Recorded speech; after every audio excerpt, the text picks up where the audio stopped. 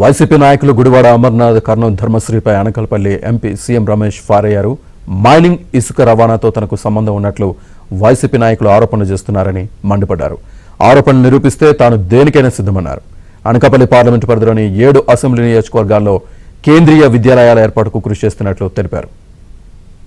ఒక డెవలప్మెంట్ జరుగుతుంటే ఇక్కడ వైసీపీ పార్టీ నాయకులు ఓర్వలేక చూడలేక, ఎందుకంటే ఎక్కడైనా కానీ రాష్ట్రంలో ఈ దేశంలోనే దాదాపు 2.5 లక్షల కోట్ల పెట్టుబడి ఈ పార్లమెంట్ కాన్స్టిట్యూన్సీ తీసుకొని వస్తే వాళ్ళ అవాకులు జవాకులు మాట్లాడుతూ ఇక్కడ క్వారీలలో పార్లమెంట్ మెంబరు ఇన్వాల్వ్మెంట్ ఉంది చేశారు.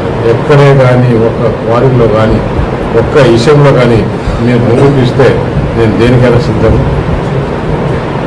మనం మీడియా తీసుకొని ఎక్కడైనా సరే మనం అందరం వెళ్దాం. ఎక్కడైనా కానీ ఏ విధంగా కూడా మనం ఇన్వాల్వ్మెంట్ అని చెప్పడం వారికి సిగ్గుగా లేదా అని చెప్పి